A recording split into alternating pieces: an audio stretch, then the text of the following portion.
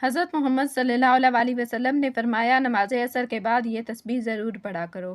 70,000 فرشتے ان کے لیے دعائیں رحمت کرتے ہیں۔ سبحان اللہ۔ محترم ناظرین، 1400 سال پہلے قرآن پاک آپ صلی اللہ علیہ وسلم پر نازل ہوا تھا، اور اللہ پاک نے ان کلمات کا ذکر قرآن پاک میں کئی مرتبہ ارشاد فرمایا ہے کہ کوئی انسان اگر یہ 3 کلمات پڑھ لے، 70,000 فرشتے ان کے لیے دعائیں رحمت اور مغفرت کرتے ہیں، اور ان کی حاجات کی منظوری تک اللہ سے گریہ وزاری سے دعائیں مانگتے رہتے ہیں۔ اور ان کلمات کا تذکرہ حضور اقدس صلی اللہ علیہ وسلم نے کچھ اس طرح فرمایا ہے۔ آپ صلی اللہ علیہ وسلم کی خدمت اقدس میں ایک صحابی نے عرض کی، یا رسول اللہ صلی اللہ علیہ وسلم، کوئی ایسی نصیحت تجویز فرما دیجئے کہ دشمن کے شر سے بچاؤ، شیطان کے شر سے بچاؤ، جہنم کے شر سے بچاؤ، پل صراط کے شر سے بچاؤ، قبر کے عذاب سے بچاؤ، حتیٰ کہ محشر کے روز تمام تر عذاب سے بچاؤ، اور رزق کی تنگی سے بچاؤ، اور تمام مشکلات دینی اور دنیاوی سے بچنا مقصود ہو، کوئی ایسی تجویز فرما دیجئے۔ آپ صلی اللہ علیہ وسلم نے اس کو فرمایا، میں تمہیں ایسی تجویز دیتا ہوں، تم نماز عصر کے بعد ان آیات کریمہ کو پڑھ لیا کرو جو بھی تمہاری حاجات ہوں گی۔ یہ آیات کریمہ اللہ سے فریاد کرتی رہیں گی جب تک پڑھنے والے کی حاجات پوری نہ ہوں۔ نماز عصر کے بعد یہ 3 آیات مبارکہ پڑھ لیں۔ رسول اللہ صلی اللہ علیہ وسلم نے ارشاد فرمایا، 70,000 فرشتے شام تک دعائے رحمت اور مغفرت کرتے ہیں۔ جو شخص نماز عصر کے بعد یہ 3 آیات پڑھ لے گا۔ محترم ناظرین، فرشتے اللہ کے خاص بندوں کے لیے دعائیں کرتے اور رحمت نازل کرتے ہیں۔ یہ بات قرآن و حدیث میں واضح طور پر بیان کی گئی ہے۔ اللہ تعالیٰ نے قرآن مجید میں ارشاد فرمایا، وہ فرشتے ان لوگوں کے لیے استغفار کرتے ہیں جو ایمان لائے ہیں۔ اے ہمارے رب، تو اپنی رحمت اور علم سے سب کو گھیر لے جنہوں نے توبہ کر لی اور تیرے راستے کی پیروی کی، اور انہیں دوزخ کے عذاب سے بچا لے۔ رسول اللہ صلی اللہ علیہ وسلم نے فرمایا، بے شک فرشتے اپنے پروں کو طالب علم کے لیے اس لیے بچھا دیتے ہیں کہ وہ اس سے راضی ہو جاتے ہیں۔ نبی کریم صلی اللہ علیہ وسلم کا ارشاد ہے، فرشتے دن اور رات میں ایک دوسرے کے پیچھے آتے ہیں، صبح اور عصر اشراق کے بعد کی نمازوں میں جمع ہوتے ہیں، پھر جو رات کے فرشتے تمہارے پاس ٹھہرے ہوتے ہیں وہ اوپر چلے جاتے ہیں، تو اللہ تعالیٰ ان سے پوچھتا ہے، حالانکہ وہ سب کچھ جانتا ہے، تم نے میرے بندوں کو کس حال میں چھوڑا؟ وہ کہتے ہیں، ہم نے انہیں نماز پڑھتے چھوڑا اور ہم ان کے پاس نماز پڑھتے ہوئے ہی آئے تھے۔ فرشتے ان لوگوں پر درود بھیجتے ہیں جو اللہ کا ذکر کرتے ہیں، جیسا کہ حدیث میں آیا ہے، جو شخص اللہ کے لیے مسجد میں بیٹھتا ہے، فرشتے اس پر رحمت بھیجتے ہیں جب تک وہ اس جگہ بیٹھا رہتا ہے۔ فرشتے مومنین، طالبان علم، ذاکرین اور نیک اعمال کرنے والوں کے لیے دعائیں کرتے اور اللہ کی رحمت کی بارش کرتے ہیں۔ لہٰذا ہمیں چاہیے کہ ہم اللہ کی اطاعت، ذکر و عبادت اور علم کی تلاش میں لگے رہیں تاکہ ہم فرشتوں کی دعاؤں اور رحمت کے مستحق بن سکیں۔ اللہ تعالیٰ ہم سب کو فرشتوں کی دعاؤں اور رحمت سے نوازے، آمین۔ محترم ناظرین، اللہ تعالیٰ نے فرشتوں کو اپنے خاص بندوں کے لیے دعا، رحمت، مغفرت اور حمایت کا ذریعہ بنایا ہے۔ قرآن و حدیث میں اس کے مزید دلائل ملتے ہیں۔ رسول اللہ صلی اللہ علیہ وسلم نے فرمایا، جو شخص اپنی بیوی کو دیکھتا ہے اور وہ اسے خوش کرتی ہے یا وہ اسے خوش کرتا ہے اور اس کا ہاتھ پکڑ کر نماز پڑھتا ہے تو فرشتے اس پر رحمت بھیجتے ہیں۔ نبی صلی اللہ علیہ وسلم نے ارشاد فرمایا، جب کوئی شخص اپنے بیمار مسلمان بھائی کی عیادت کرتا ہے تو فرشتے اس کے لیے رحمت کی دعا کرتے ہیں جب تک وہ وہاں موجود رہتا ہے۔ سفر میں اللہ کا ذکر کرنے والوں کے لیے فرشتوں کی حمایت فرمایا گیا، جب تم سفر کرو تو درختوں اور پہاڑوں میں اللہ کی تسبیح بیان کرو، کیونکہ فرشتے تمہارے ساتھ ہوتے ہیں اور تمہارے لیے دعا کرتے ہیں۔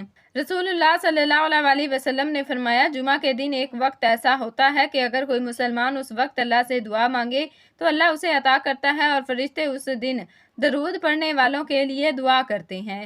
نبی صلی اللہ علیہ وسلم نے ارشاد فرمایا، اگر لوگ جان لیں کہ اذان اور صف اول میں کتنی فضیلت ہے اور ان کے لیے قرآن اندازی کے سوا کوئی چارہ نہ ہو تو وہ ضرور قرآن اندازی کریں، اور اگر وہ جان لے کہ نماز کے لیے جلدی آنے میں کتنی برکت ہے تو وہ ضرور سبقت کریں، اور اگر وہ جان لیں کہ عشاء اور فجر کی نماز میں کتنی فضیلت ہے تو وہ ضرور آئیں، خواہ رینگتے ہوئے ہی آنا پڑے۔ اس حدیث میں اشارہ ہے کہ فرشتے صف اول میں نماز پڑھنے والوں کے لیے دعا کرتے ہیں۔ اللہ تعالیٰ نے فرمایا، جو لوگ اللہ کے راستے میں اپنا مال خرچ کرتے ہیں ان کی مثال ایک دانے کی سی ہے جس سے 7 بالیاں اگیں، ہر بالی میں 100 دانے ہوں، اور اللہ جس کے لیے چاہے اس سے بھی زیادہ بڑھا دے۔ فرشتے ایسے لوگوں کے لیے برکت اور رحمت کی دعائیں کرتے ہیں۔ نبی صلی اللہ علیہ وسلم نے فرمایا، راضی والدین کی دعا فرشتوں کی دعا کے ساتھ ملتی ہے، اور اسی طرح یہ تسبیح پڑھنے والے پر فرشتے دعائیں رحمت کرتے ہیں۔ فرشتے ہر نیک عمل کرنے والے، اللہ کے ذکر میں مشغول رہنے والے اور دوسروں کے حقوق ادا کرنے والے بندوں کے لیے دعائیں کرتے ہیں۔ لہٰذا ہمیں چاہیے کہ ہم نیکیوں کی طرف توجہ دیں تاکہ فرشتوں کی دعائیں ہمارے شامل حال ہوں۔ اللہ تعالیٰ ہمیں فرشتوں کی دعاؤں اور رحمت کا حقدار بنائے، آمین۔ محترم ناظرین، قرآن مجید اللہ تعالیٰ کا آخری کلام ہے جو نبی اکرم صلی اللہ علیہ وسلم پر نازل ہوا، اور دوسری آسمانی کتابوں کی طرح اس میں کوئی تحریف نہیں ہے۔ ہمارا ایمان ہے کہ آج بھی اسی صورت میں ہمارے پاس موجود ہے جیسے 1400 سال پہلے رسول اکرم صلی اللہ علیہ وسلم پر نازل ہوا تھا، اور اس میں ایک بھی زیر زبر کی تبدیلی نہیں کی گئی، کیونکہ اس کی حفاظت کا ذمہ خود اللہ تعالیٰ نے لیا ہے۔ اللہ تعالیٰ نے ارشاد فرمایا ہے، ہم نے یہ ذکر کرنے کے لیے قرآن مجید نازل کیا اور ہم ہی اس کی حفاظت کرنے والے ہیں۔ اللہ تعالیٰ نے انسان کو اپنی بندگی کے لیے اس دنیا میں بھیجا ہے تاکہ اپنے شکر گزار اور ناشکر بندوں کا امتحان لے سکے۔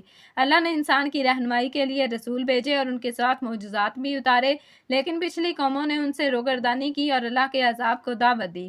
اللہ تعالیٰ نے حضرت محمد مصطفیٰ صلی اللہ علیہ وسلم کو عرب کی سرزمین پر اپنا آخری نبی صلی اللہ علیہ وسلم بنا کر بھیجا، اور قرآن کو جبرائیل امین علیہ السلام کے ذریعے رسول اکرم صلی اللہ علیہ وسلم پر معجزے کی صورت میں نازل فرمایا۔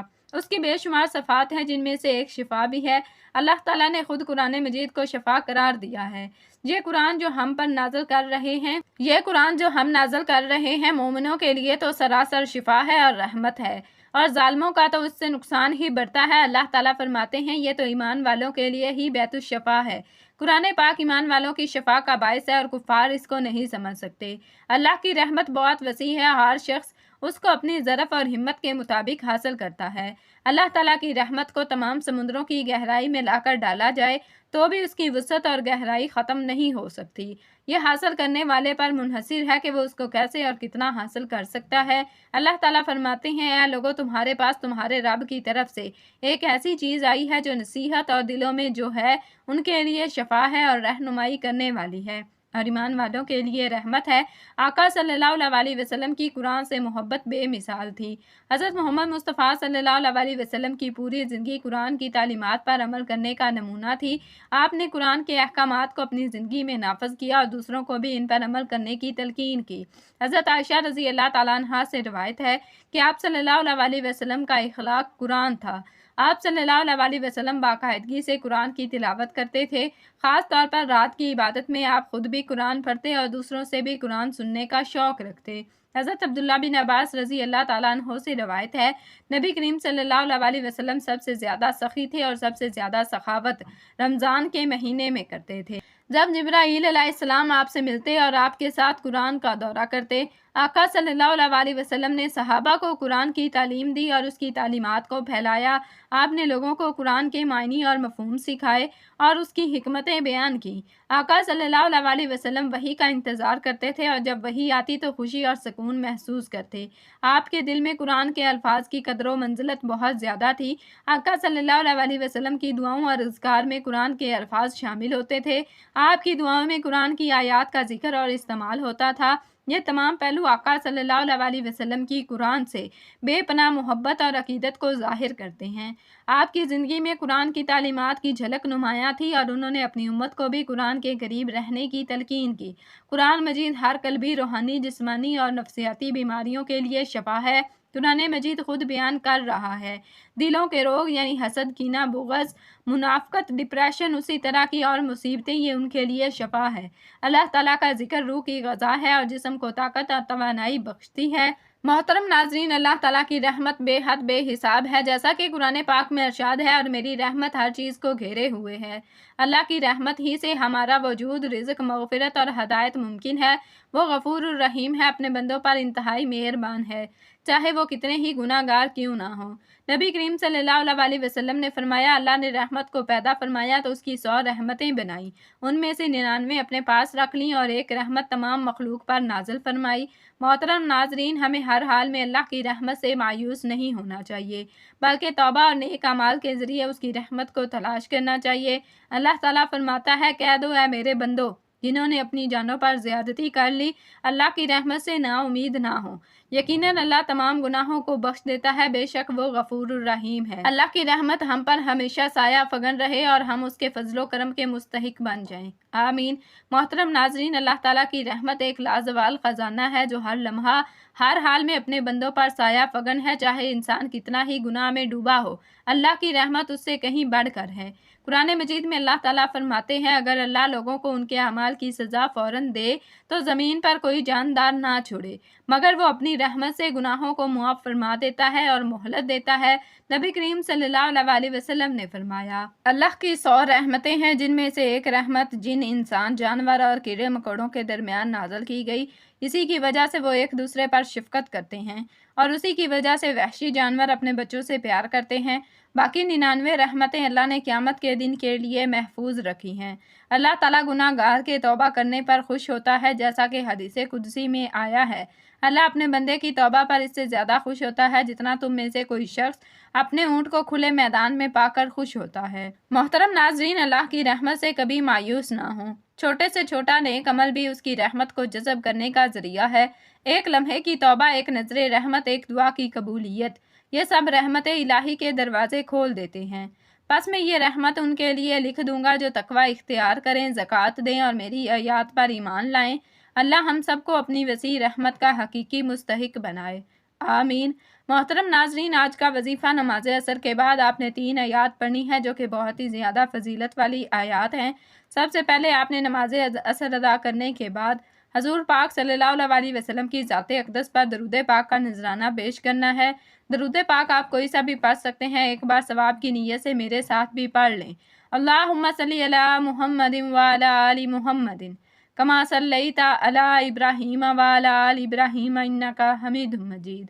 अल्लाहुम्मा बारिक अला मुहम्मदिन व अला आलि मुहम्मदिन कमा बारकता अला इब्राहीम व अला आलि इब्राहीम इन्नका हमीदुम मजीद। दरूद पाक पढ़ने के बाद आपने सूरह हशर की आखिरी 3 आयात पढ़नी है। ये आयात आपने सिर्फ 11 मरतबा पढ़नी है।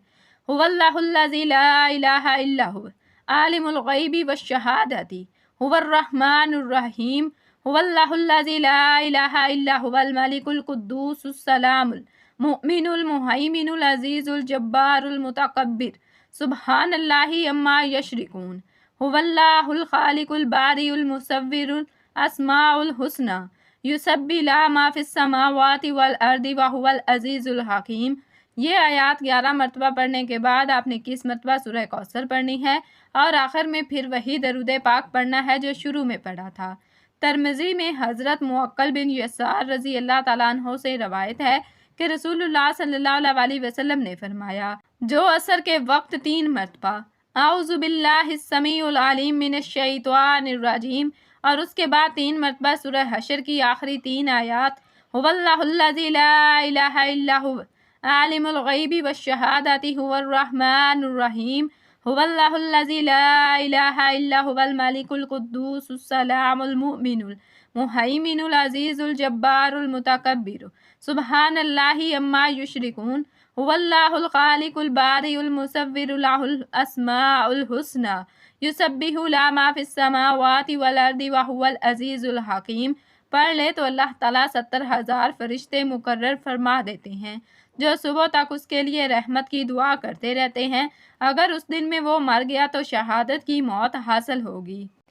ऐ अल्लाह रब्बुल इज़्ज़त, ऐ सारी कायनात के शहंशाह, ऐ सारी मखलूक के पालने वाले, ऐ ज़िंदगी मौत का फ़ैसला करने वाले, ऐ आसमानों और ज़मीनों के मालिक, ऐ पहाड़ों और समुद्रों के मालिक, इंसानों और जिन्नातों के महबूद, ऐ अर्श आज़म के मालिक, फ़रिश्तों के माबूद, ऐ इज़्ज़त और ज़िल्लत के मालिक, ऐ बीमारों को शफ़ा देने वाले, ऐ बादशाहों के बादशाह, ऐ अल्लाह हम तेरे गुनाहगार बंदे, तेरे ख़ताकार बंदे, तेरे गुनाहगार बंदे, मुआफ़ फरमा, हमारी ख़ताओं को मुआफ़ फरमाए। अल्लाह हमारे अगले पिछले सगीरा कबीरा सभी गुनाहों, ख़ताओं और नाफरमानियों की मुआफ़ी मांगते हैं। ऐ हमारे रब, ऐ हमारे रब्बुल इज़्ज़त, अपने गुनाहों से तौबा करते हैं, हमारी तौबा कबूल फरमा।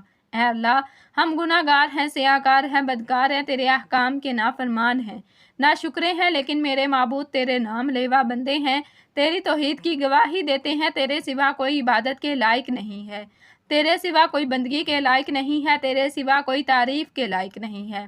ہمارے معبود، ہمارے گناہ تیری رحمت سے بڑے نہیں ہیں، تو اپنی رحمت سے ہمارے گناہ معاف کر دے۔ اے اللہ پاک، ہمیں گمراہی کے راستے سے ہٹا کر صراط مستقیم کے راستے پر چلنے والا بنا۔ اے اللہ، ایسی نماز پڑھنے کی توفیق عطا کر جس نماز سے تو راضی ہو جائے۔ زندگی میں ایسے نیک اعمال کرنے کی توفیق عطا کر جن اعمالوں سے تو راضی ہو جائے۔ ہمیں ایسی زندگی گزارنے کی توفیق عطا کر جس زندگی سے تو راضی ہو جائے۔ ایمان پر زندہ رکھ اور ایمان پر ہی موت عطا کر۔